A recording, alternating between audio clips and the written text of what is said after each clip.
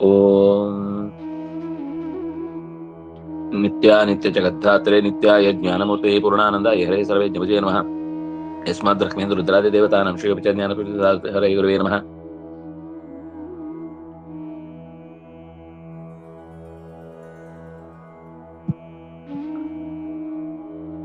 ಈಶಾವಾಸ್ಯಮಿದಂ ಸರ್ವಂ ಯತ್ಕಿಂಚ ಜಗತ್ಯಾಂ ಜಗತ್ ತೇನ ತ್ಯಕ್ತೇನ ಭುಂಜೀತಾಃ ಮಾಗೃತಃ ಕಸ್ಯ ಸಿದ್ಧನಂ.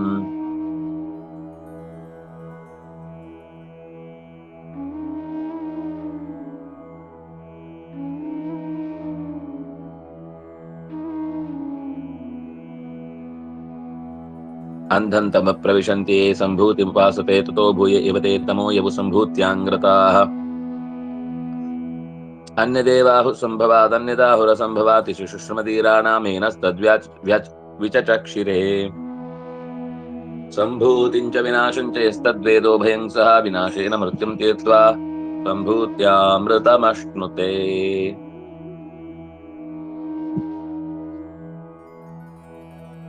ಅನ್ಯತೋಪಾಸಕಾಯೇತು ತಮೋಂಧಂ ಯಾಂತ್ಯ ಸಂಶಯಂ ತತೋಧಿಕಮಿವ ವ್ಯಕ್ತಂ ಯಾಂತಿ ತೇಷಾಂ ಅನಿಂದಕಾಃ. ನಿನ್ನೆ 3 ಮಂತ್ರಗಳಲ್ಲಿ ಬಂದಂತಹ ಪ್ರಧಾನವಾದ ಅಂಶ, ಯಾರು ಅವಿದ್ಯೆಯನ್ನು ಉಪಾಸನೆ ಮಾಡುತ್ತಾರೋ, ಯಥಾರ್ಥ ಸ್ವರೂಪವನ್ನು ಬಿಟ್ಟು ವಿರುದ್ಧವಾಗಿ ಉಪಾಸನೆ ಮಾಡುತ್ತಾರೋ ಅವರು ಕತ್ತಲೆಯನ್ನ ಹೊಂದುವರು. ಅಂದ್ರೆ ಅರಿವುಗೇಡಿತನ ಅಂತ ಅನ್ನೋದು ಯಾವತ್ತೂ ಕೂಡ ಭಯವನ್ನ ಹುಟ್ಟಿಸುತ್ತೆ. ಭಯ ಅನ್ನೋದೇ ಅಂಧಂತಮಸ್ಸು ಅಷ್ಟೇ. ಜೀವನದಲ್ಲಿ ಇಲ್ಲೂ ಕೂಡ ನೆಮ್ಮದಿಯಿಂದ ಬದುಕಲ್ಲ. ಎಲ್ಲರ ತಲೆ ತಿಂದು, ಜೀವ ತಿಂದು, ಪ್ರಾಣ ತಿಂದು, ಹಿಂಸೆ ಮಾಡ್ತಾ ಅನನ್ಯವಾದ ಸ್ವಾರ್ಥವನ್ನ ಹೊಂದಿಕೊಂಡು ಜೀವನ ನಡೆಸ್ತಾ ಇರ್ತಾರೆ. ಇದರ ದಾಟಿ ಆಚೆಗೆ ಹೋದ ಮೇಲೂ ಅವರಿಗೆ ಇದೇ ತರದ ಚಿಂತನೆಯನ್ನ ಮಾಡಿ ಬದುಕಿರ್ತಾರೆ. ಆದ್ರಿಂದಾಗಿ ಅಲ್ಲೂ ಅಂಥದ್ದೇ ಕತ್ತಲೆಯಲ್ಲಿ ಅನಿಂದ್ಯ ಅಂದ್ರೆ ತಪ್ಪು ದಾರಿಯನ್ನೇ ಸರಿ ಅಂತ ಸಮರ್ಥಿಸಿಕೊಂಡು ಬದುಕ್ತಾ ಇರ್ತಾರೆ.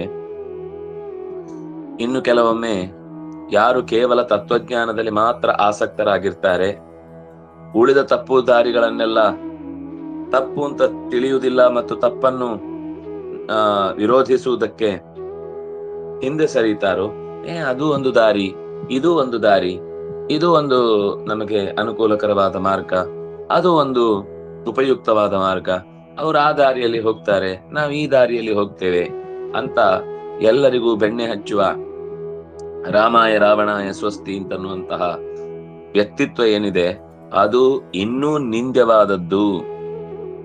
ಗುರುಗಳ ಮಾತನ್ನು ಧಿಕ್ಕರಿಸಿ ತತ್ವಜ್ಞಾನದಲ್ಲಿ ಆಸಕ್ತಿ ಇದ್ರೂ ಕೂಡ ಮಿಥ್ಯಾಜ್ಞಾನವನ್ನ ಅದು ಸ್ವೀಕರಿಸಬೇಕಾದ್ದಲ್ಲ, ಅದು ಸರಿಯಾದ ದಾರಿ ಅಲ್ಲ, ಅದರಲ್ಲಿ ತಪ್ಪಿದೆ, ಅದರಿಂದಾಗಿ ಅದು ನಮ್ಮನ್ನ ದಾರಿ ಕೆಡಿಸುತ್ತೆ ಅಂತ ತಿಳ್ಕೊಳ್ಳದೆ ಅದರ ಲೋಪದೋಷಗಳನ್ನ ಅರಿಯದೆ ಯಾರು ಬದುಕ್ತಾನೋ ಅವನು ತಮೋಯವು ವಿದ್ಯಾಯಾಂಗ್ ರತಾಃ. ಕೇವಲ ವಿದ್ಯೆಯಲ್ಲಿ ರತನಾದವನು ಅವಿದ್ಯೆಯ ವಿಷಯದಲ್ಲಿ ಅದು ಅವಿದ್ಯೆ ಅಂತ ತಿಳಿಯದೆ ಅದನ್ನ ಅದು ಸ್ವೀಕಾರಾರ್ಹ ಅಲ್ಲ ಅಂತ ಯಾರು ಸ್ವೀಕರಿಸುವುದಿಲ್ಲವೋ ಅವನು ಖಂಡಿತವಾಗಿಯೂ ಅಧಿಕವಾದ ತಮಸ್ಸನ್ನು ಹೊಂದುತ್ತಾರೆ, ಹೆಚ್ಚಿನ ಕತ್ತಲೆಯನ್ನ ಅನುಸರಿಸುತ್ತಾರೆ. ಯಾಕೆಂದ್ರೆ ತತ್ವಜ್ಞಾನದಿಂದ ಒಂದು ಮೋಕ್ಷ ಲಭ್ಯ ಆಗುತ್ತೆ ಅನ್ನೋದು ಸತ್ಯ. ಆದ್ರೆ ಮಿಥ್ಯಾಜ್ಞಾನದ ವಿಷಯವನ್ನ ಸರಿಯಾಗಿ ತಿಳಿಯುವುದು ಕೂಡ ಮೋಕ್ಷದ ಒಂದು ಅಂಶವನ್ನ ಪಡೆಯುವುದಕ್ಕೆ ಸಹಕಾರಿ. ಇದು ತಪ್ಪು ಯಾಕೆ ಅಂತ ಗೊತ್ತಿರುವುದು ಕೂಡ ಅಷ್ಟೇ ಮುಖ್ಯ. ತಪ್ಪು ಅಂತ ನಿರಾಕರಿಸುವುದು ಅಗತ್ಯ ಇದ್ದಲ್ಲಿ, ಸಾರ್ವಜನಿಕವಾಗಿ ಅಲ್ಲ. ಶಿಷ್ಯನಾಗಿ ಬಂದವನಲ್ಲಿ ಅಂತ ಇದು ಯಾಕೆ ತಪ್ಪು? ಯಾಕಂದ್ರೆ ಯಾವುದೇ ಒಂದು ವಿಷಯವನ್ನ ತೊರೆದು ಹೊಸ ಪ್ರಯೋಗಕ್ಕೆ ಒಬ್ಬ ಮನುಷ್ಯ ತನ್ನನ್ನು ಒಡ್ಡಿಕೊಳ್ಬೇಕು ಅಂತಂದ್ರೆ ಆವಾಗ ಅದಕ್ಕೆ ಸಂಬಂಧಪಟ್ಟಂತೆ ಯೋಚನೆ ಮಾಡ್ಬೇಕಲ್ಲ, ಯಾವುದು ಸರಿ, ಯಾಕೆ ಸರಿ ಅಂತ. ಅದಕ್ಕೆ ಅವನಿಗೆ ಸಮಾಧಾನದ ಮಾತುಗಳನ್ನು ಹೇಳಬೇಕು, ಇದು ಯಾಕೆ ಸರಿ, ಯಾಕೆ ತಪ್ಪು ಅಂತ. ಹೀಗೆ ಮೋಕ್ಷ ಸಾಧನದ ಉಪದೇಶವನ್ನ 2 ಮುಖಗಳಲ್ಲಿ ಸರಿಯಾದ ಯಾವುದು ಅಂತ ತಿಳಿಯುವುದು, ತಪ್ಪು ಯಾಕೆ ಅಂತನೂ ಅರಿಯುವುದು, ಇದೆರಡೂ ಗೊತ್ತಾದ್ರೆ ಮಾತ್ರ ಮನುಷ್ಯನ ಸಾಧನೆ ಎನ್ನುವುದು ಸಮರ್ಪಕವಾಗುತ್ತೆ. ವಿದ್ಯಾಂಚ ಅವಿದ್ಯಾಂಚ ಎಸ್ತದ್ವೇದೋ ಭಯಂ ಸಹ ಅವಿದ್ಯೆಯ ಮೃತ್ಯುಂ ತೀರ್ತ್ವ ವಿದ್ಯೆಯ ಅಮೃತಮಶ್ನುತೆ. ಯಥಾರ್ಥ ಜ್ಞಾನ ಮತ್ತು ಮಿಥ್ಯಾಜ್ಞಾನ ಯಾವುದು? ಇದೆರಡೂ ತಿಳಿದು ಜ್ಞಾನವನ್ನ ಇದು ಸ್ವೀಕಾರಾರ್ಹ ಅಲ್ಲ, ಇದು ನಿಂದ್ಯ ಅಂತ ಆಲೋಚನೆ ಮಾಡುವುದರಿಂದ ಏನಾಗುತ್ತೆ ಅಂತಂದ್ರೆ, ಅನ್ಯಥಾ ಜ್ಞಾನದ ತಿರಸ್ಕಾರ ಇದು ಅಜ್ಞಾನ ದುಃಖಗಳ ಅನಿಷ್ಟಗಳನ್ನ ದಾಟಿಸುತ್ತೆ. ಅನಿಷ್ಟ ನಿವೃತ್ತಿ ಆಗುವಾಗ ಮೋಕ್ಷದ ಒಂದು ಅಂಶ ಅವನಿಗೆ ಲಭ್ಯವಾಗುತ್ತೆ. ಇನ್ನು ಸಮ್ಯಕ್ ಜ್ಞಾನದಿಂದ ಆನಂದದ ಅನುಭವಕ್ಕೆ ಕಾರಣವಾದ ಮೋಕ್ಷದ ಮತ್ತೊಂದು ಭಾಗವನ್ನ ಆತ ಪಡೆಯುವುದು ಸಾಧ್ಯವಾಗುತ್ತೆ. ಅಂದ್ರೆ ಒಟ್ಟು ಏನು ಹೇಳಿದ ಹಾಗಾಯ್ತು, ಯಾರು ಪರಮಾತ್ಮನ ಸ್ವರೂಪಕ್ಕೆ ವಿರುದ್ಧವಾದ ಬೇರೆ ರೀತಿಯಾದ ಉಪಾಸನೆಯನ್ನು ಮಾಡ್ತಾರೋ ಅವರು ಖಂಡಿತವಾಗಿಯೂ ಕತ್ತಲೆಯನ್ನೇ ಸೇರುತ್ತಾರೆ. ಆದ್ರೆ ಅನ್ಯಥಾ ಜ್ಞಾನಿಗಳ ತಪ್ಪನ್ನ ತಪ್ಪು ಅಂತ ಹೇಳದೆ ಅದನ್ನ ಹೇಳಿದ್ರೆ, ಅಂದ್ರೆ ತಪ್ಪನ್ನ ಹೇಳುವಾಗ ಎಲ್ಲ ಕಡೆಯ ತಪ್ಪನ್ನ ಹೇಳಬೇಕು. ಒಂದು ಭಾಗದ ಜನರ ಭಾಗದ ತಪ್ಪನ್ನ ಮಾತ್ರ ಹೇಳಿ ಇನ್ನೊಂದು ಉಪಾಸನೆಯನ್ನ ತಪ್ಪು ಅಂತ ಹೇಳದೇ ಇದ್ರೆ, ಅಂದ್ರೆ ನಮ್ಗೆ ಯಾರ ಮೇಲೆ ಕೋಪ ಇದೆಯೋ ಅವ್ರನ್ನ ಮಾತ್ರ ನಾವು ತಪ್ಪು ಅಂತ ಹೇಳುದು. ಇನ್ಯಾರದೋ ಒಬ್ಬರನ್ನ ತಪ್ಪು ಅಂತ ಹೇಳಲಿಕ್ಕೆ ಧೈರ್ಯ ಇಲ್ಲ. ಏನದು ಸನ್ಸೆ ಜುದಾ ಅಂತ ಯಾರು ಮಾಡ್ತಾರೋ ಅವರ ತಪ್ಪನ್ನು ಹೇಳಲಿಕ್ಕೆ ಯಾರು ಧೈರ್ಯ ತೋರಿಸುದೇ ಇಲ್ಲ. ಇಲ್ಲಿ ಇವ್ರು ಎಷ್ಟು ಬೈದ್ರು ಬೈಸ್ಕೊಳ್ತಾರಲ್ಲ, ವಾಪಸ್ ಪ್ರತಿಕ್ರಿಯೆ ಬಂದು ಜಂಡ ಇಟ್ಕೊಂಡು ಬಂದು ಬೊಬ್ಬೆ ಹೊಡೆಯುವುದಿಲ್ಲಲ್ವಾ. ಹಾಗಾಗಿ ಅವರನ್ನ ಎಷ್ಟು ಬೇಕಾದ್ರೂ ನಿಂದಿಸಬಹುದು. ಈ ಎಲ್ಲರಿಗೂ ಧೈರ್ಯ ಏನು ಅಂದ್ರೆ, ಈ ಚಿಂತನೆಯ ದಾರಿಯಲ್ಲಿ ಬೈದ್ರೆ ಬೈತಾರೆ, ಅವ್ರಿಗೆ ಗೊತ್ತಾಗುತ್ತೆ ಒಂದು ದಿವಸ ಅಂತ ಅನ್ಕೊಂಡು ಸುಮ್ನಿರ್ತಾರೆ. ಆದ್ರೆ ನಿಂದೆ ಮಾಡುವುದು ಉದ್ದೇಶ ಅಲ್ಲ, ತಪ್ಪು ಅಂತ ಒಂದನ್ನ ಆಕ್ಷೇಪ ಮಾಡುವುದಾದ್ರೆ ಎಲ್ಲಾ ಮುಖದಲ್ಲೂ ಅದನ್ನ ತಪ್ಪು ಅಂತ ಆಕ್ಷೇಪ ಮಾಡುವಂತದ್ದು ಬೇಕು. ತಸ್ಮಾತ್ ಯಥಾ ಸ್ವರೂಪಂತು ನಾರಾಯಣ ಅನಾಮಯಂ ತೇ ನಿಂದಯ ಅಯಥಾರ್ಥಸ್ಯ ದುಃಖ ಜ್ಞಾನಾದಿ ರೂಪಿಣಃ. ಅಯಥಾರ್ಥಸ್ಯ ತೇ ನಿಂದಯ, ನಿಂದ ಮಾಡುವುದು ಅಂತಂದಾಗ ತಪ್ಪು ಎಲ್ಲಿದ್ರೂ ತಪ್ಪು ಅಂತ ಹೇಳಬೇಕು. ಒಂದು ಭಾಗದಿಂದ ಮಾತ್ರ ತಪ್ಪು, ಇನ್ನೊಂದು ಭಾಗದಿಂದ ತಪ್ಪು ಅಂತ ಹೇಳಿದ್ರೆ ಅವರು ನಮ್ಮನ್ನ ಕೊಂದು ಬಿಡ್ತಾರೆ ಅಥವಾ ನಿರಾಕರಿಸ್ತಾರೆ, ಅಥವಾ ಅವರು ರಾಜಕೀಯವಾಗಿ ಸ್ಟ್ರಾಂಗ್ ಇದ್ದಾರೆ, ಅದಕ್ಕೆ ನಾವು ಅವರ ಬಗ್ಗೆ ಏನು ಹೇಳಲ್ಲ. ಯಾರು ಏನ್ ಬೈದ್ರು ಬೈಸ್ಕೊತಾರೆ, ಅವರನ್ನು ಎಷ್ಟು ಬೇಕಾದ್ರೂ ನಿಂದೆ ಮಾಡುದು, ಅಂತ ಸಂಸ್ಕಾರಗಳನ್ನ ಎಷ್ಟು ಬೇಕಾದ್ರೂ ಬೈಯುದು, ಅಂತ ತಪ್ಪು ಯೋಚನೆಗಳನ್ನ ಎಷ್ಟು ಬೇಕಾದ್ರೂ ನಿಂದೆ ಅಂದ್ರೆ ಈಗ ತಪ್ಪನ್ನ ತಪ್ಪು ಅಂತ ಹೇಳುವುದೇ ಅಗತ್ಯ. ಅದು ಇಲ್ಲದೆ ಇದ್ರೆ ಈ ಉಪಾಸನೆಗೆ ಅರ್ಥವೇ ಇಲ್ಲ. ಆದ್ರೆ ಅದನ್ನ ಸಾರ್ವಕಾಲಿಕವಾಗಿ ಸಾರ್ವದೈಶಿಕವಾಗಿ ದುಃಖ ಜ್ಞಾನಗಳನ್ನ ತರುವಂತ ಎಲ್ಲಾ ಚಿಂತನೆಗಳನ್ನು ಕೂಡ ದೂರ ಇಡ್ಬೇಕು. ಯಾಕೆಂದ್ರೆ ಎಲ್ಲವೂ ಸಂತೀರ್ಣ, ಎಲ್ಲವನ್ನೂ ನಾವು ದಾಟಬೇಕಾದದ್ದು. ದುಃಖ ಅಜ್ಞಾನಗಳನ್ನ ಕಳ್ಕೊಳ್ಬೇಕು, ಸುಖ ಜ್ಞಾನಗಳನ್ನ ಪಡ್ಕೊಳ್ಬೇಕು ಅನ್ನೋದಕ್ಕೆ ಅಯಥಾರ್ಥದ ಪರಿಜ್ಞಾನದ ಜೊತೆಗೆ ಅಯಥಾರ್ಥದ ದೂರ ಸರಿಸುವಿಕೆಯೂ ಕೂಡ ಅಷ್ಟೇ ಮುಖ್ಯ. ಅಂಥವನು ಮಾತ್ರ ಸುಖ ಜ್ಞಾನಾದಿ ರೂಪತಾಂ ಯಾಂತಿ ಅಂತ ಮಾತು ಬಂತು. ಇದರ ಮೇಲೆ ಇನ್ನೊಂದು ಮುಖದ ಚಿಂತನೆಯನ್ನ ಉಪನಿಷತ್ತು ನಮಗೆ ಹೇಳಿದ್ದು, ಜ್ಞಾನವನ್ನ ನಿರಾಕರಿಸುವುದರಿಂದ ಕೂಡಿದ ತತ್ವಜ್ಞಾನವೇ ಮೋಕ್ಷಕ್ಕೆ ಸಾಧನ ಅಂತ ಹೇಳಿದ್ದು ಒಂದಾದ್ರೆ, ಭಗವಂತನ ಉಪಾಸನೆ ಇನ್ನೊಂದು ಮುಖ. ಇದು ಯಥಾರ್ಥ ಜ್ಞಾನ ಅಯಥಾರ್ಥ ಜ್ಞಾನದ ಸಮರ್ಥನೆ ಮತ್ತು ನಿರಾಕರಣೆ. ನಿರಾಕರಣೆ ಅಂದ್ರೆ ಸಾರ್ವಜನಿಕವಾಗಿ ಮಾಡ್ಬೇಕು ಅಂತಲ್ಲ, ಕನಿಷ್ಠ ಪಕ್ಷ ತನ್ನತ್ರ ಒಬ್ಬ ಕೇಳಲಿಕ್ಕೆ ಬಂದಾಗಾದ್ರೂ ಅವನಿಗೆ ಹೇಳಲೇಬೇಕದು. ನಮ್ಮದೇನು ಅಂದ್ರೆ, ಯಾವುದನ್ನ ಸಾರ್ವಜನಿಕವಾಗಿ ಹೇಳ್ಬೇಕೋ ಅದನ್ನ ಗುಟ್ಟಾಗಿ ಹೇಳ್ತೀವಿ, ಯಾವುದನ್ನ ಗುಟ್ಟಾಗಿ ಹೇಳ್ಬೇಕೋ ಅದನ್ನ ಸಾರ್ವಜನಿಕ ಮಾಡ್ತಾ ಇರ್ತೀವಿ. ನಮ್ದೇನು ಅಂದ್ರೆ, ಎಲ್ಲಿ ನಾವು ಸೇಫೋ ಅಂತ ಆಂದೋಲನಗಳನ್ನು ಜೋರಾಗಿ ಮಾಡ್ತೇವೆ, ಎಲ್ಲಿ ಸೇಫ್ಟಿ ಇಲ್ವೋ ಅದನ್ನ ಗುಟ್ಟುಗುಟ್ಟಾಗಿ ಅಥವಾ ಮಾಡ್ಲಿಕ್ಕೆ ಹೋಗುದಿಲ್ಲ. ಎರಡೂ ಅವ್ಯವಸ್ಥೆಗಳ ಪರಮಾವಧಿ ಅಂತ ತಿಳಿಸುವ ರೀತಿಯಲ್ಲಿ ಅನ್ಯಥಾ ಜ್ಞಾನವನ್ನ, ಅನರ್ಥ ಸಾಧಕವನ್ನ ನಾವು ಬಹಳ ಜಾಗ್ರತೆಯಿಂದ ನಿಯಂತ್ರಿಸಬೇಕು ಅನ್ನೋದನ್ನ, ಅದು ಮುಕ್ತಿಗೆ ಸಾಧನ ಅನ್ನೋದನ್ನ ಹೇಳಿದ್ರು. ಪರಮಾತ್ಮ ಜಗತ್ತಿಗೆ ಸೃಷ್ಟಿಕರ್ತನಲ್ಲ ಅಂತ ಕೆಲವರು ಉಪಾಸನೆ ಮಾಡ್ತಾರೆ. ಅಂದ್ರೆ ಅವನು ಸ್ಥಿತಿ ಮಾತ್ರ, ಅವನು ಸೃಷ್ಟಿಕರ್ತ ಅಲ್ಲ, ಸೃಷ್ಟಿಕರ್ತ ಬೇರೆ ಇದ್ದಾನೆ. ಅಂದ್ರೆ ಅಂಧಂತಮ ಪ್ರವಿಶಂತಿಯೇ ಅಸಂಭೂತಿ ಮುಪಾಸತೆ, ದೇವರಲ್ಲಿ ಸಂಭೂತಿ ಇಲ್ಲ, ದೇವರಲ್ಲಿ ಆ ಸೃಷ್ಟಿಯ ಸಾಮರ್ಥ್ಯ ಇಲ್ಲ. ಅದು ಯಾರೋ ಈ ಹಿರಣ್ಯಕಶಿಪು ಹಾಗೆ ಮಾಡಿದ್ದಲ್ವಾ, ಬ್ರಹ್ಮನನ್ನ ಯಾಕೆ ಅವನು ಉಪಾಸನೆ ಮಾಡಿದ್ರೆ ಸೃಷ್ಟಿಕರ್ತ ಮುಖ್ಯ, ಅವನು ಸೃಷ್ಟಿ ಮಾಡದಿದ್ರೆ ಇವ್ರು ಸ್ಥಿತಿ ಏನ್ ಮಾಡ್ತಾನೆ, ಇನ್ನೊಬ್ಬ ಲಯ ಏನ್ ಮಾಡ್ತಾನೆ, ಆದ್ರಿಂದಾಗಿ ಅವನೇ ಪ್ರಧಾನ ಅಂತ ಹೀಗೆ ಉಪಾಸನೆ ಮಾಡಿದ್ದು, ಅವನು ವರ ಪಡೆದದ್ದು ಇತಿಹಾಸ. ಅದೇ ರೀತಿ ಇನ್ನೂ ಒಂದು ಮುಖ್ಯವಾದ ಸಂಗತಿ ಇದೆ. ತಥೋಭೂಯ ಇವತೆ ತಮೋಯವು ಸಂಭೂತ್ಯಾಂಗ್ರತಾ. ಭಗವಂತ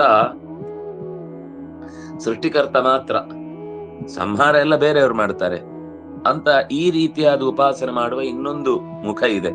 ಅದೂ ಕೂಡ ಹೆಚ್ಚಿನ ತಮಸ್ಸನ್ನೇ ನಿಶ್ಚಯವಾಗಿ ಹೊಂದುವುದಕ್ಕೆ ಕಾರಣವಾಗುತ್ತೆ.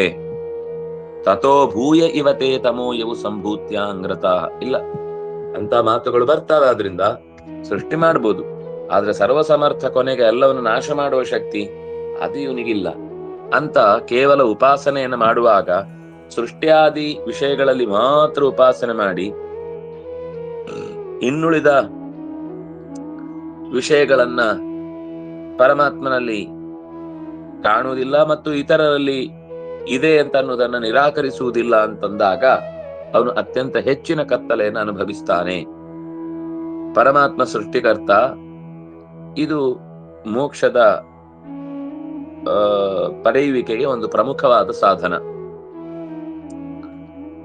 ಅವನು ಸಂಹಾರಕರ್ತ ಹೌದು ಅನ್ನುವುದು ಕೂಡ ಮೋಕ್ಷದ ಇನ್ನೊಂದು ಅಂಶದ ಮೋಕ್ಷ ಲಭ್ಯ ಆಗುವುದಕ್ಕೆ ಸಾಧನ ಆಗಿರುತ್ತೆ. ಆದ್ರೆ ಯಾವುದೋ ಒಂದು ಭಾಗವನ್ನು ಮಾತ್ರ ಉಪಾಸನೆ ಮಾಡುವುದು, ಈಗ ಸೃಷ್ಟಿಕರ್ತ ಬೇರೆ ಸಂಹಾರಕರ್ತ ಬೇರೆ ಅಂತ ಹೀಗೆ ಉಪಾಸನೆ ಮಾಡಿದ್ರೆ ಮೋಕ್ಷದ ದಾರಿ ಎಲ್ಲೋ ಹೋಗ್ಬಿಡುತ್ತೆ. ವಸ್ತುತಃ ಭಗವಂತನಲ್ಲಿ ಸುಖಜ್ಞಾನಾದಿಗಳಿಂದ ಕೂಡಿದ ಸೃಷ್ಟಿಕರ್ತೃತ್ವ, ಸುಖಜ್ಞಾನಾದಿಗಳಿಂದಲೇ ಕೂಡಿದ ಮೋಕ್ಷ ಕರ್ತೃತ್ವ, ಯಾವುದು ಲಯಕರ್ತೃತ್ವ ಅನ್ನೋದನ್ನ ಒಟ್ಟಿಗೆ ಚಿಂತಿಸಿದ್ರೇನೆ ಅದು ಸರಿಯಾದ ದಾರಿ. ಯಾರು ಹೀಗೆ ಇದೇ ಪುರುಷಾರ್ಥಕ್ಕೆ ಸಾಧನ, ಈ ಎರಡೂ ಜ್ಞಾನಗಳನ್ನ ಸೇರಿದ್ರೇನೆ ಮೋಕ್ಷ ಆಗುತ್ತೆ ಅಂತ ಯಾರು ಚಿಂತಿಸಿ, ಅದು ಸೃಷ್ಟಿ ಸ್ಥಿತಿ ಯಾಕೆ ಎರಡೇ ಹೇಳಿದ್ದು, ಸ್ಥಿತಿ ಯಾಕೆ ಹೇಳಲಿಲ್ಲ ಅಂದ್ರೆ ಈ ಸೃಷ್ಟಿ ಸ್ಥಿತಿ ಎರಡು ಸೇರಿದ್ರೇನೆ ಸ್ಥಿತಿ, ಇದೆರಡು ಹೊರತುಪಡಿಸಿದ ಬೇರೆ ಒಂದು ಸ್ಥಿತಿ ಇಲ್ಲ. ಯಾಕೆಂದ್ರೆ ಮಹಾ ಸೃಷ್ಟಿ ಮತ್ತು ಮಹಾಪ್ರಳಯ ಅಂತ ಅನ್ನೋದು ಮಧ್ಯದ ಅಲ್ಪ ಸೃಷ್ಟಿ ಮತ್ತು ಅಲ್ಪ ಪ್ರಳಯದ ಮಿಕ್ಸರನ್ನೇ ಸ್ಥಿತಿ ಅಂತ ಹೇಳುದು. ಅದು ಕಷ್ಟ ಯಾಕೆ ಅಂದ್ರೆ ಒಂದು ನಿರಂತರವಾದ ಸ್ಥಿತಿಸ್ಥಾಪಕತ್ವವನ್ನ ಹೊಂದಿರಬೇಕು ಆ ಕಾರ್ಯದಲ್ಲಿ. ಒಂದು ದಿವಸ ಬೇಕಾದ್ರೆ ಬಹಳ ಜನ ಸೇವೆಗೆ ಬರ್ತಾರೆ, ಬೇಕಾದ್ರೆ 2 ದಿವಸಕ್ಕೂ ಬರ್ತಾರೆ, ಆದ್ರೆ ಜೀವನ ಪೂರ್ತಿ ಅಂತ ಸೇವೆ ಮಾಡ್ಬೇಕು ಅಂದಾಗ ಅವ್ರು ಅಲ್ಲಿರುವುದಿಲ್ಲ. ಏನು ತರಕಾರಿ ಕಟ್ಟು ಮಾಡುದು, ಏನು ಸರಳತೆಯಿಂದ ಓಡಾಡುವುದು, ಎಲ್ಲ ಟಿವಿ ಮಾಧ್ಯಮಗಳೆಲ್ಲ ಬಂದಾಗ ಬಹಳ ಸೇವೆ ಮಾಡ್ತಿರ್ತಾರೆ. ಅದು ಹೊರಟೋಯ್ತು ಅಂದ್ಮೇಲೆ ನಂಗೇನ್ ಟೈಮ್ ಆಯ್ತು, ನಾನು ಹೊರಡ್ಬೇಕು, ನೀವೆಲ್ಲ ಮಾಡಿ, ಆಮೇಲೆ ನಿಮ್ಗೆ ಅದಕ್ಕೆ ಏನು ವ್ಯವಸ್ಥೆ ಮಾಡ್ಬೇಕು ಅದನ್ನ ನಾನು ಮಾಡ್ತೇನೆ ಅಂತ ಹೀಗೆ ಬೇಕಾದಷ್ಟು ತಾತ್ಕಾಲಿಕವಾದ ಸೇವೆಗಳನ್ನು ನಾವು ನೋಡ್ತೇವೆ. ತಾತ್ಕಾಲಿಕ ಉಪಾಸನೆಗಳ ಅಭಿಮಾನದ ಪ್ರದರ್ಶನಗಳನ್ನೆಲ್ಲ ನಾವು ನೋಡ್ತೇವೆ. ಆದ್ರೆ ಈ ಅಭಿಮಾನದ ಪ್ರದರ್ಶನದ ಹಿಂದೆ ನೈರಂತರ್ಯ ಯಾವಾಗಿರುತ್ತೋ ಅದು ಆ ವ್ಯಕ್ತಿಯ ಪೂರ್ಣತೆಯನ್ನ ಪ್ರತಿಪಾದಿಸುತ್ತೆ. ಭಗವಂತ ಈ ಸೃಷ್ಟಿ ಮತ್ತು ಲಯಗಳನ್ನ ನಿರಂತರ ಕಾಯ್ದುಕೊಳ್ತಾನೆ. ಅವರಿಬ್ಬರಲ್ಲಿ ಆರಂಭದ ಮತ್ತು ಕೊನೆಯ ಕಾಲದಲ್ಲಿ ನಿಂತು ಅವರಿಂದ ಮಾಡಿಸ್ತಾನೆ.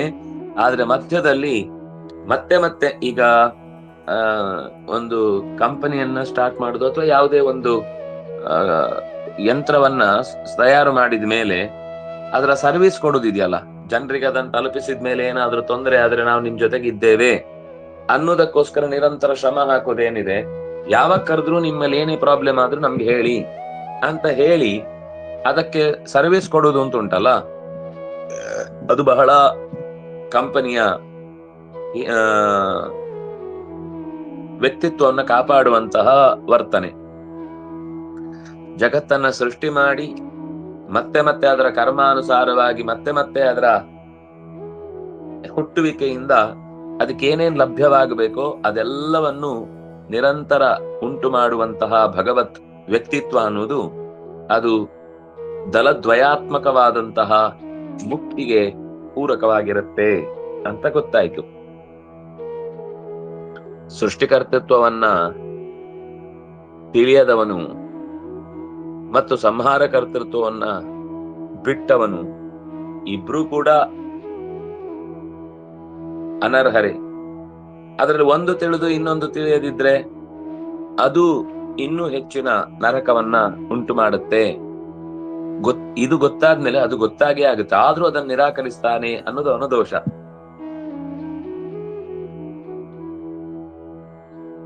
ಯತೋ ವಾ ಇಮಾನಿ ಭೂತಾನಿ ಜಾಯಂತೆ ಏನ ಜಾತಾನಿ ಜೀವಂತಿ ಯತ್ ಪ್ರಯಂತಿ ಅಭಿಸಂವಿಶಂತಿ ಅಂತ ಮಂತ್ರಗಳಲ್ಲೆಲ್ಲವೂ ಎಲ್ಲ ಕಡೆಯಲ್ಲಿ ಯಾರಿಂದಾಗಿ ಈ ಭೂತಗಳು ಸಮಸ್ತ ಜಾಯಂತೆ ಹುಟ್ಟುತ್ತವೋ, ಯಾರಿಂದಾಗಿ ಈ ಜೀವರಾಶಿಗಳು ನಿರಂತರ ಜೀವನವನ್ನ ಪಡೀತಾವೋ, ಯಾರಲ್ಲಿ ಕೊನೆಗೆ ತಮ್ಮ ಯತ್ ಪ್ರಯಂತಿ ಅಭಿ ಸಂವಿಶಂತಿ ಬಂದು ಮಲಗಿ ಬಿಡ್ತಾವೆ, ಅಂದ್ರೆ ಅಂತ್ಯವನ್ನ ಕಾಣ್ತಾವೆ. ಇದು ಒಂದೇ ವ್ಯಕ್ತಿಗೆ ಹೇಳಿದ್ದು. ಇದು ಯತಃ ಅಂತ ಒಬ್ಬನಲ್ಲಿ, ಏನ ಜಾತಾನಿ ಅಂತ ಅನ್ನೋದು ಒಬ್ಬನಲ್ಲಿ, ಯತ್ ಪ್ರಯಂತಿ ಅಂತ ಅನ್ನೋದು ಒಬ್ಬನಲ್ಲಿ ಅಲ್ಲ. ಯಾರನ್ನ ಹೊಂದುತ್ತವೆ ಮತ್ತೆ ಯಾರಲ್ಲಿ ನೆಲೆಸುತ್ತವೆ, ಮತ್ತೆ ಅವ್ರು ಬರ್ಲಿಕ್ಕಿಲ್ಲ ವಾಪಸ್. ಮೋಕ್ಷ ಸಾಧನೆಯನ್ನು ಮಾಡಿದಂತ ಮಂದಿ ನಚ ಪುನರಾವರ್ತತೆ, ಅದಕ್ಕೆ ಅಭಿಸಂವಿಶಂತಿ, ಅವರು ಅಲ್ಲೇ ಪ್ರವೇಶ ಮಾಡಿ ಹೋಗ್ತಾರೆ ಅಂತ ಹೀಗೆ ಒಬ್ಬನಲ್ಲೇ ಹೇಳಿದ್ದು. ಈ ಶ್ರುತಿವಾಕ್ಯ ಯಾವಾಗ್ಲೂ ಕೂಡ ವಿಸ್ತಾರವಾದ ಎಲ್ಲ ಗುಣಗಳನ್ನ ಒಬ್ಬನಲ್ಲಿ ಹೇಳುತ್ತೆ ಹೊರತು ಬೇರೆ ಬೇರೆ ವ್ಯಕ್ತಿಗಳು ಅಂತ ಇಲ್ಲಿ ಹೇಳಿಲ್ಲ. ಅದರಿಂದಾಗಿ ಈ ಸಂಹಾರ ಕರ್ತೃತ್ವವನ್ನು ನಾವು ಒಪ್ಪದೇ ಹೋದ್ರೆ ಜಾಯಂತೆ ಅದ್ರ ಅಸಂವಿಶಂತಿ ಅಂತೆಲ್ಲ ಮತ್ತೆ ಇನ್ನೊಮ್ಮೆ ಅವರು ಹುಟ್ಟಿ ಬರ್ಲಿಕ್ಕೆ ಕಾರಣವಾಗುತ್ತೆ. ಅದು ಪ್ರಳಯ ಕರ್ತೃತ್ವನಲ್ಲಿ ಇಲ್ಲ ಅಂತ ನಿರಾಕರಣೆ ಮಾಡಿದ್ರೆ ಇನ್ನಷ್ಟು ಹೆಚ್ಚಿನ ದೋಷ ಆಗುತ್ತೆ. ಅದರಿಂದಾಗಿ ಆ ತಪ್ಪನ್ನ ತಪ್ಪು ಅಂತ ಹೇಳದೆ ಯಾರು ಲೋಕದಲ್ಲಿ, ಯಾಕೆ ಆ ಮಾತು ಬಂತು ಅಂದ್ರೆ, ಈ ವಿಷಯವನ್ನ ಹೇಳಿದ್ರೆ ಲೋಕದಲ್ಲಿ ಸಂಹಾರ ಕರ್ತೃತ್ವ ಯಾರಲ್ಲಿ ಪ್ರಸಿದ್ಧವೋ ಅವರನ್ನ ನಾವು ನಿರಾಕರಿಸಿದ ಹಾಗಾಗುತ್ತೆ ಅನ್ನುವ ಒಂದು ಸಾಮ್ಯವನ್ನ, ಏನನ್ಬೇಕು, ಎಲ್ಲರಲ್ಲೂ ಒಂದು ಮೈತ್ರಿಯನ್ನು ಉಳಿಸ್ಕೊಳ್ಬೇಕು ಅನ್ನುವ ಆಸೆಗೋಸ್ಕರ ಅವರ ಈ ವಿಷಯಗಳಲ್ಲಿ ನಾವು ತಲೆ ಹಾಕುವುದಿಲ್ಲ. ಯಾಕಂದ್ರೆ ಅವರು ಜೋರಿದ್ದಾರೆ ಅಥವಾ ಅವರ ಬಗ್ಗೆ ಮಾತಾಡಿದ್ರೆ ಅವರನ್ನ ನಿಂದೆ ಮಾಡ್ಬೇಕು ಅಂತ ಹೇಳಿದ್ದಲ್ಲ, ಆದ್ರೆ ಆ ಸತ್ಯವನ್ನ ಅವರಿಗೆ ಅರ್ಥ ಮಾಡಿಸುವ ಪ್ರಯತ್ನ ಮಾಡಬೇಕು. ಅದು ಒಪ್ಪುವುದಿಲ್ಲ ಅನ್ನೋದು ಎಲ್ಲಾ ಕಾಲದಲ್ಲೂ ಎಲ್ಲಾ ವರ್ಗಕ್ಕೂ ಇದ್ದೇ ಇರುವಂತದ್ದು. ಆದ್ರೆ ಶಿವನ ಗುಣಗಳನ್ನ, ಅಂದ್ರೆ ಸಂಹಾರ ಕರ್ತೃವಿನ ಗುಣಗಳನ್ನ ನಾವು ಅವನಲ್ಲಿ ಹೇಳದೆ ನಾರಾಯಣನಲ್ಲಿ ಹೇಳ್ತೇವೆ ಅಂತ ಬಂದಾಗ ಅವ್ರಿಗೆ ಬೇಜಾರಾಗತ್ತೆ, ಅವ್ರಿಗೆ ಹಿಂಸೆ ಆಗತ್ತೆ, ಅವರು ಅದನ್ನ ಒಪ್ಕೊಳ್ಳೋದಿಲ್ಲ ಅಂತ ನಾವು ಅದನ್ನ ಅವ್ರಿಗೆ ನೋವಾಗುತ್ತೆ ಅಂತ ಹೇಳದೇ ಇರುವುದು ಅನ್ನೋದಲ್ಲ. ಅವರನ್ನ ವಿಶ್ವಾಸಕ್ಕೆ ತೆಗೆದುಕೊಂಡು ಅದನ್ನ ತಿಳಿಯಪಡಿಸಬೇಕಾದದ್ದು ಕರ್ತವ್ಯ. ಆದ್ರೆ ಆ ಕಷ್ಟವನ್ನ ಪಡದೆ ಅವರನ್ನು ಮೆಚ್ಚಿಸುವುದಷ್ಟೇ ನಮ್ಮ ಉದ್ದೇಶ ಅನ್ನುವ ಹಾಗೆ, ಅವರು ಒಪ್ಪಿದ್ದನ್ನೇ ನಾವು ಕೂಡ ಒಪ್ಪಿದ್ದೇವೆ ಅನ್ನುವ ಹಾಗೆ ವರ್ತಿಸಿದಾಗ ಇದು ಇನ್ನೂ ಹೆಚ್ಚಿನ ಅನರ್ಥವನ್ನ ಉಂಟು ಮಾಡುತ್ತೆ. ಎಲ್ಲಿ ಕಾಂಪ್ರಮೈಸ್ ಆಗ್ಬೇಕೋ ಅಲ್ಲಿ ಕಾಂಪ್ರಮೈಸ್ ಆಗ್ಬೇಕು. ಎಲ್ಲಿ ಕಾಂಪ್ರಮೈಸ್ ಆಗುದು ಅಗತ್ಯ ಇಲ್ವೋ ಅಲ್ಲಿ ಎಂದೂ ಕೂಡ ಕಾಂಪ್ರಮೈಸ್ ಆಗ್ಬೇಕಾದ ಅಗತ್ಯ ಇಲ್ಲ. ಸಾಮಾನ್ಯ ಜನರನ್ನ ಇಂಥ ವಿಷಯದಲ್ಲಿ ನಾವು ಕಂಗೆಡಿಸಬಾರದು. ಅವ್ರಿಗೆ ಸದ್ಯಕ್ಕೆ ಇಷ್ಟು ಮಾಡ್ತಿದ್ದಾರೆ, ಅದನ್ನ ನಾವು ಒಪ್ಕೊಳ್ಬೇಕು. ಆದ್ರೆ ಯಾರು ಈ ವಿಷಯದಲ್ಲಿ ಇನ್ನೂ ಹೆಚ್ಚಿನ ತಿಳುವಳಿಕೆಯನ್ನು ಹೊಂದುವುದಕ್ಕೆ ಸಮರ್ಥರಾಗಿದ್ದಾರೋ ಅಂಥವರಿಗೆ ಈ ತಿಳಿವಿನ ಸ್ವರೂಪವನ್ನ ಸ್ಪಷ್ಟವಾದ ವಿಸ್ತಾರವಾದ ಭಾವದಲ್ಲಿ ಅವರಿಗೆ ತಿಳಿಸ್ಬೇಕು ಅನ್ನೋದಿಷ್ಟು ಈ ಮಾತುಗಳ ಅಭಿಪ್ರಾಯ.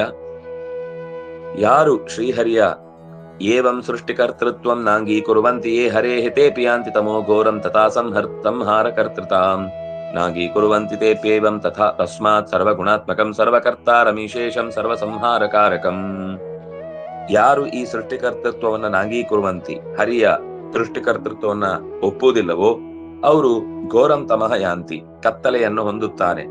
ತಸ್ಮಾತ್ ಸರ್ವಗುಣಾತ್ಮಕಂ, ಎಲ್ಲ ಗುಣಗಳಿಂದಲೂ ತುಂಬಿದಂತಹ ಸರ್ವಕರ್ತಾರಂ, ಎಲ್ಲದರ ಕರ್ತೃವೆನಿಸಿದ ಈಶೇಷಂ, ಈಶನಿಗೂ ಒಡೆಯನೆನಿಸಿದ ಸರ್ವ ಸಂಹಾರಕಾರಕಂ, ಎಲ್ಲ ಸಂಹಾರವನ್ನು ಎಲ್ಲ ಜೀವರಾಶಿಗಳನ್ನು ತನ್ನೊಳಗೆ ಸೆಳೆದುಕೊಳ್ಳುವಂತಹ ಸ್ವರೂಪದ ಭಗವಂತನನ್ನು ಯೋ ವೇದ, ಯಾರು ತಿಳಿಯುತ್ತಾನೋ, ಸಂಹೃತಿ ಜ್ಞಾನಾತ್, ಆ ಭಗವಂತ ಸಂಹಾರವನ್ನು ಮಾಡುವುದೂ ಅವನ ವಿಶೇಷ ಗುಣ ಅಂತ ತಿಳಿಯುತ್ತಾನೋ, ಅವನು ದೇಹ ಬಂಧಾದ್ ವಿಮುಚ್ಯತೆ, ಅವನು ದೇಹದ ಬಂಧನದಿಂದ, ಸಂಸಾರದ ಒದ್ದಾಟದಿಂದ ಪಾರಾಗ್ತಾನೆ. ಸುಖ ಜ್ಞಾನಾದಿ ಕರ್ತೃತ್ವಾತ್ ತದ್ವ್ಯಕ್ತಿಮಾವ್ರಜೇತ್, ಸುಖ ಜ್ಞಾನಾದಿ ಕರ್ತೃತ್ವ ಜ್ಞಾನ ತದ್ವ್ಯಕ್ತಿಮಾವ್ರಜೇತ್. ಅವ್ ಭಗವಂತ ಸುಖ ಜ್ಞಾನಾದಿ ಕರ್ತೃ, ಅವನಲ್ಲಿ ಆ ಗುಣಗಳು ತುಂಬಿವೆ. ಈ ಜ್ಞಾನದಿಂದ ಅವನಂತೆಯೇ ಇವನು ಕೂಡ ಸುಖಜ್ಞಾನ ಸ್ವರೂಪನಾಗಿ ತನ್ನ ಸ್ವರೂಪವನ್ನ ಪಡೀತಾನೆ, ನಿಜವಾದ ಸ್ವರೂಪವನ್ನ ಹೊಂದುತ್ತಾನೆ. ಸರ್ವದೋಷ ವಿಮುಕ್ತತ್ವಂ ವಿನಿರ್ಮುಕ್ತಂ ಗುಣರೂಪಂ ಜನಾರ್ದನಂ ಜಾನೀಯಾನ್ ನ ಗುಣಾನಾಂಚ ಭಾಗಃ ನಿಂ ಪ್ರಕಲ್ಪಯೇತ್. ಎಲ್ಲ ದೋಷಗಳಿಂದಲೂ ಮುಕ್ತ ಅಂತ ಭಗವಂತನನ್ನು ಚಿಂತಿಸಬೇಕು. ಗುಣಗಳ ಸ್ವರೂಪದಲ್ಲಿದ್ದಾನೆ ಅಂತ ಜನಾರ್ದನನನ್ನ, ಅಲ್ಲಿ ನೋಡಿ ಜನಾರ್ದನ ಶಬ್ದ ಬಳಸಿದ್ರು. ಮತ್ತೆ ಜನಾರ್ದನ ಅಂದ್ರೆ ಜನಾನ್ ಅರ್ಧಯತಿ, ಸಂಹಾರ ಕಾಲದಲ್ಲಿ ಎಲ್ಲವನ್ನೂ ಕೂಡ ತನ್ನೊಳಗೆ ಸೆಳೆದುಕೊಳ್ತಾನೆ. ಆದ್ರೆ ಜನಾರ್ದನ ಶಬ್ದ ಹೇಳ್ತೇವೆ, ಆದ್ರೆ ಸಂಹಾರಕರ್ತರು ಅವನಲ್ಲ ಅಂತ ಯಾರು ಭಗವಂತನ ಜನಾರ್ದನತ್ವವನ್ನ ನ ಜಾನೀಯಾತ್ ಭಾಗಹಾನಿಂ ಪ್ರಕಲ್ಪಯೇ, ಭಗವಂತನಿಗೆ ಒಂದು ಭಾಗದ ಗುಣವನ್ನ ಒಪ್ಪುವುದಿಲ್ಲವೋ ಅವರು ಕೂಡ ಅನ್ಯಾಯವನ್ನು ಮಾಡಿದ ಹಾಗಾಗತ್ತೆ. ನಮುಕ್ತಾನಾಂ ಹರೇ ಸಾಮಂ ಹರೇ ನಮುಕ್ತಾನಾಮಪಿ ಹರೇ ಸಾಮ್ಯಂ ವಿಷ್ಣೋರಭಿನ್ನತಾಂ. ಉಳಿದ ಜೀವರಾಶಿಗಳಿಗೆ ಪರಮಾತ್ಮನ ಜೊತೆಗೆ ಏಕತೆಯನ್ನ ಹೇಳುದು. ಹೋದ್ಮೇಲೆ ಎಲ್ಲರೂ ವಿಷ್ಣುವಿನ ತರ ಅಂತ ಕೆಲವರು, ವಿಷ್ಣುವೇ ಅಂತ ಕೆಲವರು. ಆದ್ರೆ ನ ಸಾಮ್ಯಂ ವದೇ, ಸಾಮ್ಯವನ್ನೇ ಹೇಳಲಿಕ್ಕಿಲ್ಲ. ನವೈ ಪ್ರಚಿಂತೆಯೇ ತಸ್ಮಾತ್ ಬ್ರಹ್ಮಾದೇ ಸಾಮ್ಯಮೇವವ, ಅಲ್ಲ ದೇವರಷ್ಟಾಗುದಿಲ್ಲ ಬ್ರಹ್ಮಾದಿ ದೇವತೆಗಳಷ್ಟಾಗುತ್ತೆ ಅಂತ ಹಾಗೆ ಚಿಂತಿಸಿದ್ರೆ ನೈವ ಪ್ರಚಿಂತೆಯೇ, ಹಾಗೂ ಕೂಡ ಚಿಂತಿಸ್ಕೂಡುದು.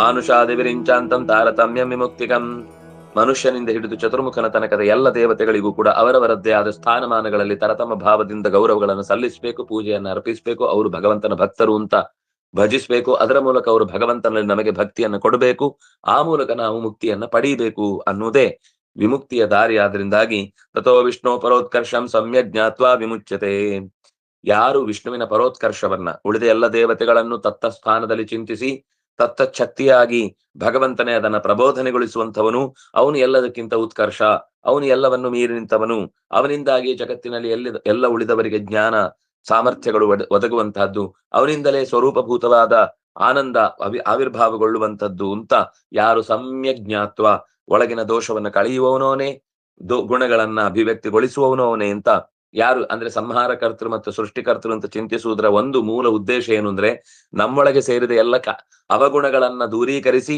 ಸದ್ಗುಣಗಳನ್ನ ಪುಷ್ಟೀಕರಿಸುವಂತಹ ದೈವಿಕ ಭಾವ, ಅದು ಭಗವಂತನ ಪೂರ್ಣತೆಯನ್ನ ಪರಿಚಯಿಸುವಂಥದ್ದು. ಈ ರೀತಿ ಬದುಕಬೇಕಾದದ್ದು ಪ್ರತಿ ಒಬ್ಬ ಉಪಾಸಕನ ಮುಖ್ಯ ಧ್ಯೇಯವಾಗಿರ್ಬೇಕು ಅನ್ನೋದನ್ನ ಹೇಳಿದ್ರು. ಅಂದ್ರೆ ಹರಿ ಸೃಷ್ಟಿಕರ್ತೃ ಸಂಹಾರಕರ್ತೃ ಅನ್ನೋದನ್ನು ಒಪ್ಪದೇ ಇದ್ರೆ ದೊಡ್ಡ ತಪ್ಪಾಗುತ್ತೆ ಅನ್ನೋದನ್ನ ಇಲ್ಲಿ ಹೇಳಿಕ್ ಹೊರಟದು. ಒಟ್ಟು ಸರ್ವಗುಣ ಪರಿಪೂರ್ಣನಾದಂತಹ ನಿರ್ದೋಷನಾದಂತಹ ಭಗವಂತನನ್ನ ಅಂದ್ರೆ ಒಂದು ಒಪ್ಪದೇ ಇದ್ರೆ ದೋಷವನ್ನ ಹೇಳಿದ ಹಾಗಾಯ್ತು, ಅಥವಾ ಒಂದು ಗುಣಕ್ಕೆ ಚ್ಯುತಿಯನ್ನ ಹಿಡಿದ ಹಾಗಾಯ್ತು. ಅದು ಭಗವಂತನ ಮಹಿಮೆಯನ್ನ ತಿರಸ್ಕರಿಸಿದ ಭಾವಕ್ಕೆ ನಾವು ಈಡಾಗ್ತೇವೆ. ಹಾಗಾಗಿ ಸೃಷ್ಟಿಕರ್ತನಲ್ಲ, ಕೇವಲ ಅವನು ಸಂಹಾರಕರ್ತ, ಅಥವಾ ಸಂಹಾರಕರ್ತನಲ್ಲ, ಅವನು ಕೇವಲ ಸೃಷ್ಟಿಕರ್ತ ಅನ್ನುವ ಈ ಮಿಥ್ಯಾಜ್ಞಾನದಿಂದ ಆಗುವ ಅನರ್ಥಗಳನ್ನ ಹೇಳಿ ಸಮ್ಯಜ್ಞಾನದಿಂದ ಸಿಗುವ ಮೋಕ್ಷ ರೂಪದ ಫಲವನ್ನು ಕೂಡ ಈ ಹಿಂದಿನ ಸಾಲುಗಳಲ್ಲಿ ಅತ್ಯಂತ ಸುಂದರವಾಗಿ ನಿರೂಪಣೆ ಮಾಡಿದ್ದಾರೆ. ಮುಂದೆ ಒಂದು ಸುಂದರವಾದ ಪ್ರಾರ್ಥನೆಯ ಮಾತುಗಳು ಇಲ್ಲಿ ಅಭಿವ್ಯಕ್ತಿ ಆಗುತ್ತೆ. ತುಂಬಾ ಚಂದದ ಮಾತು. ಇಲ್ಲಿಗೆ ನಾವು 14 ಮಂತ್ರದ, ಇದು ಕೂರ್ಮ ಪುರಾಣದ ಮಾತುಗಳು ಅಂತ ನಾವು ಗಮನಿಸಿದೆವು.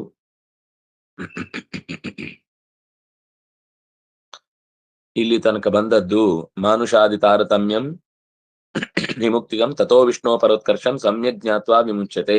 ಇದು ಕೂರ್ಮ ಪುರಾಣದ ಮಾತು ಅನ್ನುವಲ್ಲಿಗೆ ಇವತ್ತಿನ ಈ ಚಿಂತನೆಯನ್ನ ಮುಕ್ತಾಯ ಮಾಡೋಣ. ಕಾಯೇನ ವಾಚಾ ಮನಸೇಂದ್ರಿಯರ್ವಾ ಬುದ್ಧ್ಯಾತ್ಮನಾಭಾನುಸೃತ ಸ್ವಭಾವ ಕರೋಮಿ ಯದ್ಯತ್ ಸಕಲಂ ಪರಸ್ಮೈ ನಾರಾಯಣ ಏತಿ ಸಮರ್ಪಯಾಮಿ. ಶ್ರೀಕೃಷ್ಣಾರ್ಪಣಮಸ್ತು. ಮುಂದೆ ಪ್ರಾರ್ಥನೆಯ ಮಂತ್ರ ಹಿರಣ್ಮಯೇನ ಪಾತ್ರೇಣ ಸತ್ಯಸ್ಯಾಪಿ ಹಿತಂ ಮುಖಂ ಅನ್ನುವಂತಹ ಮಾತು. ಆ ಮಾತುಗಳನ್ನ ಆಚಾರ್ಯರು ಹೇಗೆ ಸುಂದರವಾಗಿ ವಿಸ್ತಾರವಾಗಿ ಬಿಡಿಸಿ ಹೇಳಿದ್ದಾರೆ ಅನ್ನೋದನ್ನ ಮತ್ತೆ ಮುಂದಿನ ಪಾಠದ ಚಿಂತನೆಯಲ್ಲಿ ಅನುಸಂಧಾನ ಮಾಡೋಣ. 14 ಮಂತ್ರ ಆಯ್ತು. ಮುಂದೆ 15ನೇ ಮಂತ್ರ ಮತ್ತು ಅದರ ಆ ಭಾಷ್ಯವನ್ನ ನಾವು ನೋಡ್ಬೇಕು. ಶ್ರೀಹರಿಪ್ರಿಯತಾ ಕೃಷ್ಣ ಅರ್ಪಣಮಸ್ತು.